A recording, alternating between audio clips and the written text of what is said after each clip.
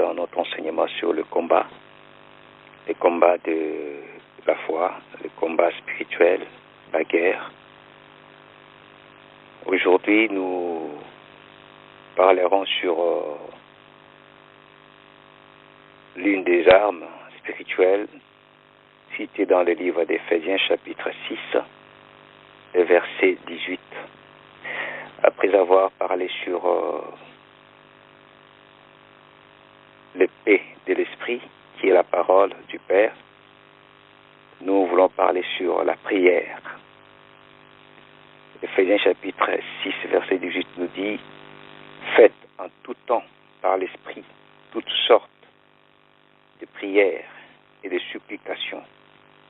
Veillez à cela avec une entière persévérance et priez pour tous les saints. » Si on prend même le verset 19, notre frère Paul dit « Priez pour moi afin qu'il me soit donné, quand j'ouvre la bouche, de faire connaître hardiment et librement le mystère de la bonne nouvelle, pour laquelle je suis ambassadeur dans les chaînes. » Dans les chaînes, et que j'en parle avec assurance comme je dois en parler. La prière est une arme très très puissante. Une arme très très puissante comme toutes les armes spirituelles que nous avons vues depuis le commencement de cet enseignement sur le combat de la foi, le combat spirituel ou encore la guerre. Voyez ici le Saint-Esprit par notre frère bien-aimé Paul nous montre que nous, on doit prier sans cesse. C'est ce que le Saint Écriture nous dit aussi dans 1 Thessaloniciens chapitre 5 verset 17, de prier sans cesse. Nous avons la référence de cette arme, la prière, dans la vie de notre Sauveur, le Messie lui-même. Le Messie passait des fois toute la nuit dans la prière, ou encore d'autres jours, avant même le lever du soleil, il précédait le lever du soleil pour prier dans un lieu désert. Il y a d'autres jours, il préférait aller prier le soir. Ça dépend selon que le Saint-Esprit le conduisait. Et il nous a laissé un exemple, lui qui était le Fils du Très-Haut sur la terre. Il s'est mis dans la prière pour nous montrer combien tout doit être préparé aussi dans la prière. Je me souviens d'une révélation que le Saint-Esprit m'avait donnée une fois en me disant « Tout se prépare la nuit ». C'est-à-dire tout dans nos vies se prépare aussi la nuit.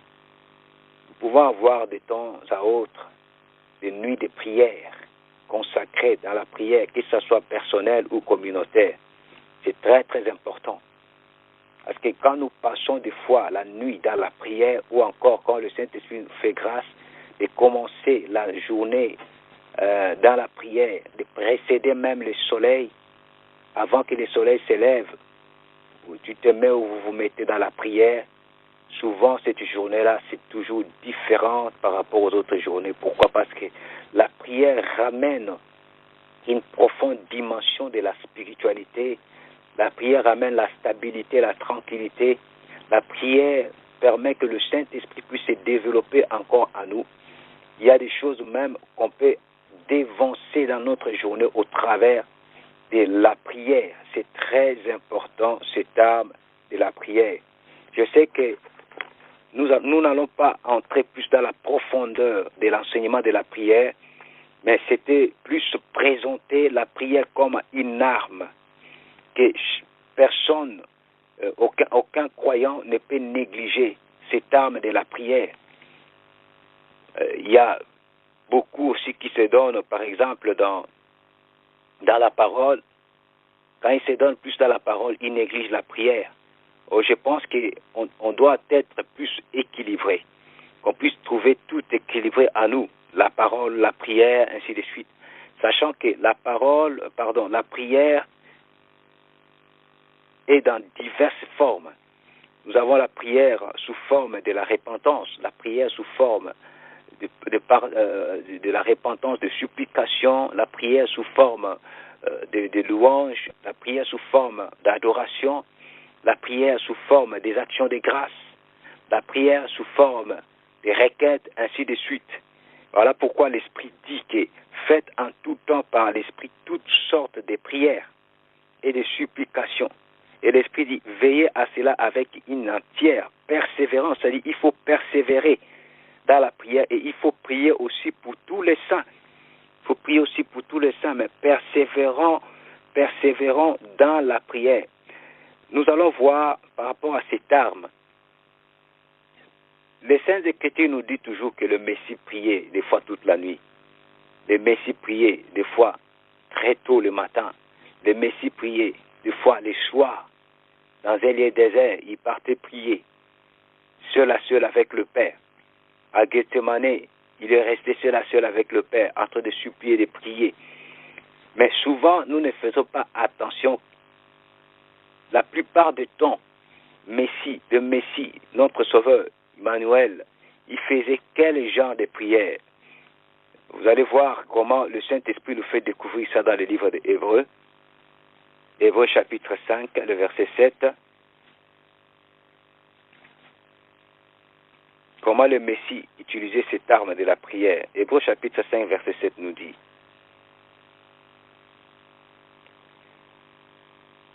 C'est lui qui, dans les jours de sa chair, ayant présenté avec des grands cris et avec larmes de prières et de supplications à celui qui pouvait le sauver de la mort, et ayant été exaucé à cause de sa piété, verset 8, a appris, bien qu'il fît fils, l'obéissance par les choses qu'il a souffert.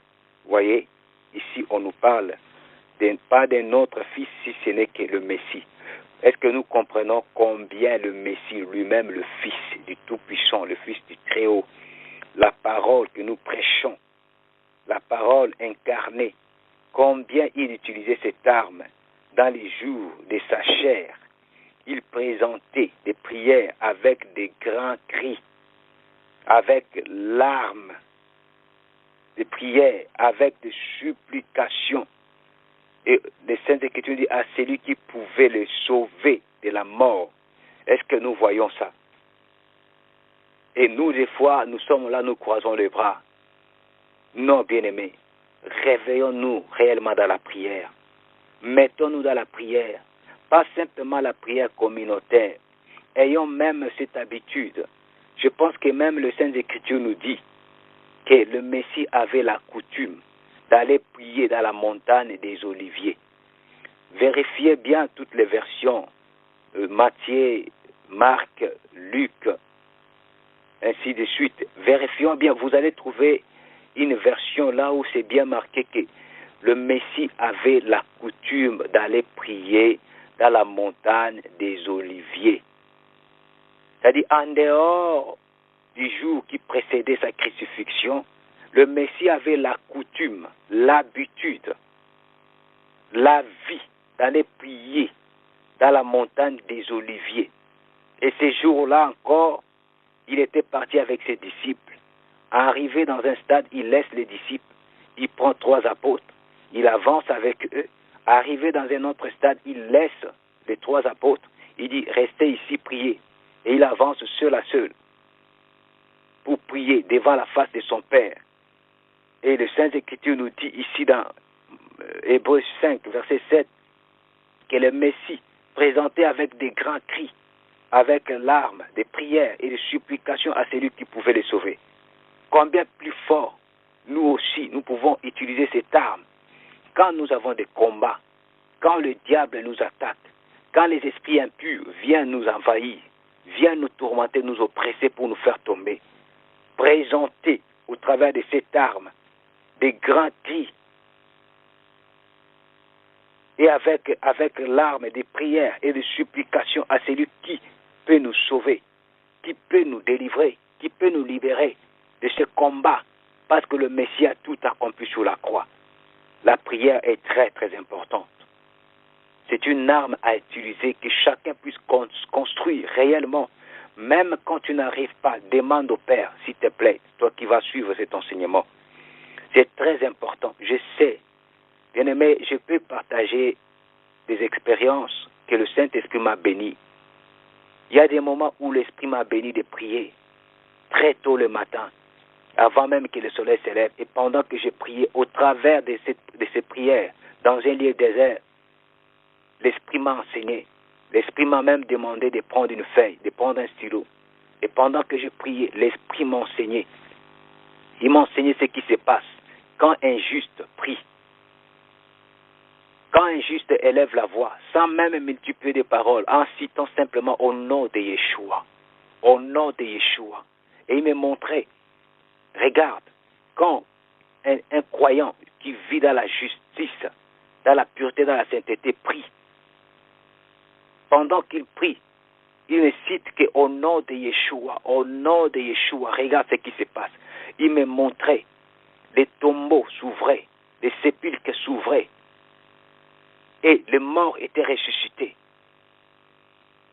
Un autre jour, il me montre, il dit, regarde, pendant qu'un croyant prie, dans la sainteté, dans la pureté, le fait simplement d'élever sa voix, au nom de Yeshua, le ciel s'ouvre. Qu'est-ce qui est libéré au ciel? Le Père libère la puissance de la parole. Il libère la puissance de la croix. Il libère la puissance du sang. Il libère la puissance du Saint-Esprit. Il libère la puissance du nom de Yeshua. Il libère la puissance de la résurrection de Yeshua afin de sauver son peuple. Et ça va aller toucher même des personnes inconnues que ces justes-là ne connaissent pas, au travers simplement de sa prière. Parce que sa prière est agréée. Sa prière a été trouvée digne, a reçu la faveur devant le trône du Tout-Puissant. Et il me dit, regarde, ces justes-là ne prient qu'au nom de Yeshua. Au nom de Yeshua. Et pendant qu'il prie au nom de Yeshua, au nom du Messie, et voilà le ciel s'ouvre et le Père libère la puissance infinie par le Saint-Esprit qui va aller toucher même les sphères innocentes, qui va aller libérer même les captifs que le frère ou la sœur ne connaît pas. Et voilà, les tombeaux s'ouvrent, les sépulcres s'ouvrent, les morts sortent, reçoivent la résurrection. Et cette résurrection, ça peut être la résurrection spirituelle, la résurrection physique aussi, et pourquoi pas matérielle, que les pauvres reçoivent la richesse au travers juste la prière d'une personne. Vous voyez, pour montrer qu'au travers de la prière, quand nous nous mettons dans la prière, surtout aussi la prière personnelle, nous pouvons avoir un moment dans la prière de la communauté, mais ne négligeons pas la prière personnelle. C'est des moments très intimes aussi que le Père peut venir nous parler particulièrement. C'est très important. La prière est une arme très puissante pour détruire les œuvres de l'ennemi et pour planter la justice et la sainteté. Le paix de l'esprit, même, nous utilisons ça aussi dans la prière. Mettons-nous dans la prière. Gardons la vie de prière. Le livre de Jacques, chapitre 5, verset 16, nous dit ceci.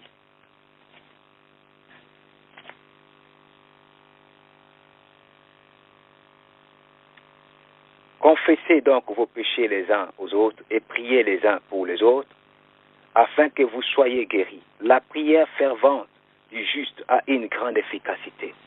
Vous voyez, la prière fervente, la prière intense. Quand nous parlons déjà de la prière fervente ou la prière intense, c'est la prière insistante. La prière où nous insistons, même au travers des jeûnes, au travers des supplications. C'est comme le Messie dit dans le livre de Luc, chapitre 18. La prière intense, la prière fervente, Luc chapitre 18.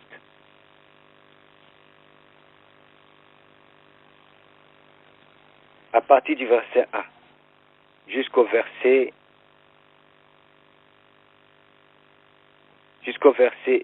5. Yeshua leur adressa une parabole pour montrer qu'il faut toujours prier et ne point se relâcher. Il dit, il y avait dans une ville un juge qui ne craignait point le Tout-Puissant et qui n'avait d'égard pour personne. Il y avait aussi dans cette ville une veuve qui venait lui dire, fais-moi justice de ma partie adverse. Pendant longtemps, il refusa, Mais ensuite, il dit en lui-même, quoique je ne craigne point les Tout-Puissants et que je n'ai égard à personne, à égard pour personne, néanmoins, parce que cette veuve m'importune, je lui ferai justice afin qu'elle ne vienne pas sans cesse me rompre la tête. Le verset 6 nous dit, le maître ajouta, entendez ce que dit les juges iniques, et le Créateur ne fera-t-il pas justice à ceux élus qui crient à lui jour et nuit, éternera-t-il à leur égard? Voyez, bien-aimés, le Messie lui-même nous montre qu'il ne faut jamais, jamais, jamais laisser, relâcher la prière. Il faut toujours prier. Et c'est ce que le diable fait aujourd'hui beaucoup dans des assemblées. Quand il sait que non, le Saint-Esprit vous a donné une forte vie de prière, une vie de prière intense, fervente,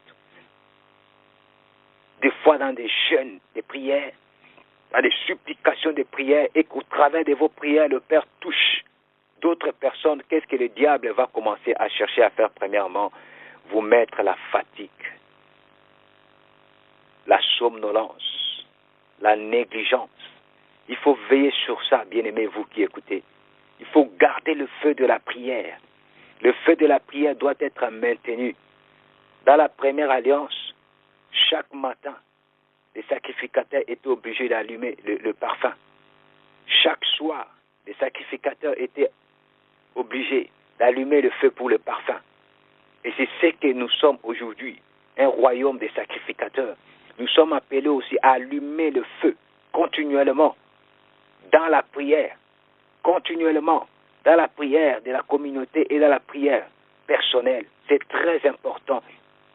Les diables n'aiment pas là où il y a la vie fervente de la prière. Je vais nous dire une chose. Toutes les distractions que l'ennemi a inventées, c'est pour étouffer aussi la vie de prière. Il veut distraire les gens dans des télévisions, dans des internets, dans des portables, tout le temps au téléphone, tout le temps sur internet, tout le temps devant la télévision, série telle, émission telle, tout ça. Des visites et des distractions inutiles. Or, l'Esprit dit par le frère Paul que tout m'est permis, mais tout n'est pas utile, car tout ne m'édifie pas. Au lieu de passer du temps dans la prière ou encore dans la méditation, des croyants passent beaucoup plus de temps dans des télévisions, sur Internet, au téléphone, parler de tout et de rien, et qui cause des fois même une occasion de chute, et il arrive même, à force de beaucoup parler, ils arrivent à commérer, à critiquer, à médire. Bien-aimés, passons le temps dans l'intimité, cherchons la coutume que le Messie avait. Il avait la coutume d'aller à la montagne des Oliviers, et l'habitude et la coutume de monter à la montagne des Oliviers, à Gethsemane, comme le Messie le faisait. Je me suis posé même la question. Je me suis dit, mais quel rapport y a-t-il quand le Messie reviendra? Il descendra à la montagne des Oliviers. C'est sur cette montagne-là que son sang aussi avait coulé.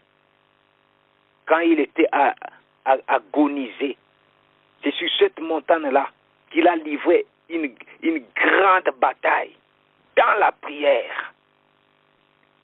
Car il voyait sa souffrance arriver. C'est là qu'il a dit, Père, s'il est possible d'éloigner de moi cette coupe. Mais il s'est ressaisi et il a renoncé à lui-même. Il a dit non, que ça ne soit pas ma volonté, mais ta volonté. Le diable était là aussi pour combattre. Mais le Messie, au travers de la prière, au travers du renoncement, au travers de la foi, au travers des déclarations, il a utilisé les armes spirituelles à ces moments de combat. Et comme je le dis encore par la grâce, je puis comprendre que la bataille la plus puissante de notre salut n'était pas sur la croix. Le Messie a livré bataille à Gethsemane. Il a livré bataille sous la montagne des Oliviers. C'est là qu'il a complètement encore renoncé à tout. Et il a accepté tout ce qui allait arriver. Et sur la croix, il est parti simplement pour accomplir la bataille qu'il avait vaincu le diable sur la montagne des Oliviers à Gethsemane. C'est là qu'il a dit, Père, j'accepte ta volonté. J'accepte que tu accordes le salut des ma souffrance, au travers de ma crucifixion. J'accepte tout ce que je vois. Comment est-ce que je serai persécuté, je serai outragé, frappé, meurtri. J'accepte tout ça. J'accepte cette mort. J'accepte car je sais que tu me ressusciteras. Et au travers de la prière, il était là, en train de faire des déclarations, d'utiliser le paix de l'esprit, d'utiliser le bouclier de la foi, d'utiliser la vérité pour ceinture, les chaussures, qui dans le zèle de la bonne nouvelle, d'utiliser les casques du salut. Il a utilisé toutes les armes afin de donner la vie aux armes spirituelles que nous sommes en train d'enseigner, pour que nous puissions utiliser ça avec la vie et l'esprit. Et il a donné la vie à tout ça. C'est alors qu'il a accepté. Il a laissé tout entre les mains du Père et il est parti mourir sur la croix et le Père l'a ressuscité d'entre les morts, tel que nous avons lu ça dans les livres des Hébreux tout à l'heure. La prière est une arme très puissante. Et je conseillerais aussi aux croyants de prendre le temps de prier en langue. Affectionnez-vous de prier en langue. Lisez bien 1 Corinthiens chapitre 14. Quand nous prions en français, en anglais, en africain, ou je ne sais pas dans quelle langue, le diable comprend ce que nous disons. Mais quand nous prions en langue, nous disons, nous déclarons des mystères que le diable ni les démons ne comprennent. Il n'y a que le Père Céleste, notre Père Saint juste, le Très-Haut qui comprend. Et nous pouvons le comprendre que par les dons que le Saint-Esprit donne de l'interprétation des langues. Et nous proclamons des mystères, bien-aimés. C'est très important de prier en langue, d'intercéder en langue par le Saint-Esprit. C'est très, très important. Et quand tu pries seul, aie l'habitude de prier souvent, très souvent en langue. C'est très important.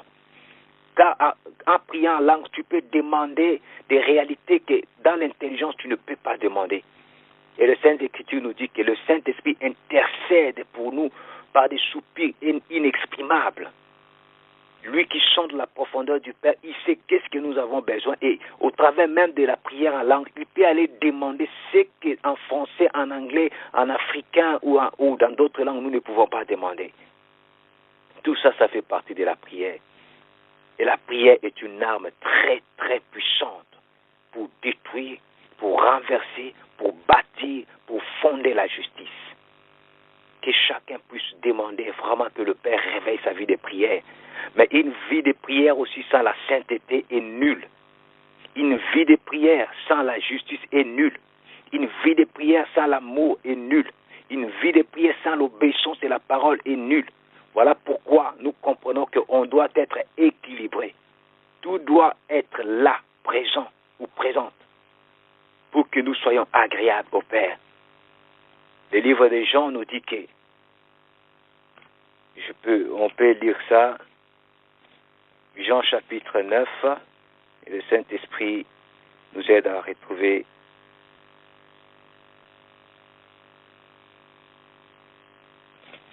ces versets.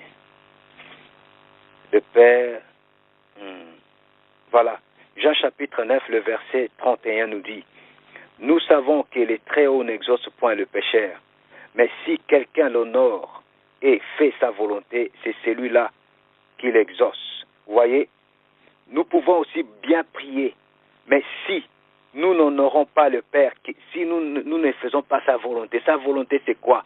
Sa volonté c'est la sanctification, sa volonté c'est de marcher dans la crainte de sa parole, c'est d'obéir à sa parole, comme nous avons lu tout à l'heure dans les livres de Deutéronome chapitre 27, le verset 26 qui nous dit « Maudit soit celui qui n'accomplit point les paroles de cette loi et qui ne le met point en pratique. » Et tout le peuple dira Amen.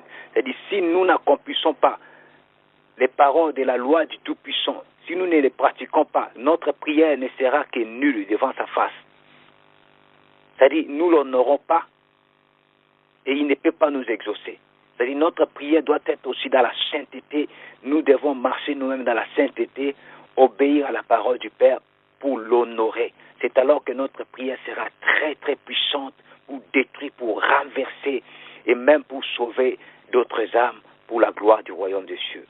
Mettons-nous dans la prière. Gardons le feu de la prière. Gardons le feu de la sainteté. Gardons le feu de la justice. Gardons le feu du Saint-Esprit. Gardons le feu de la parole et gardons le feu de la prière.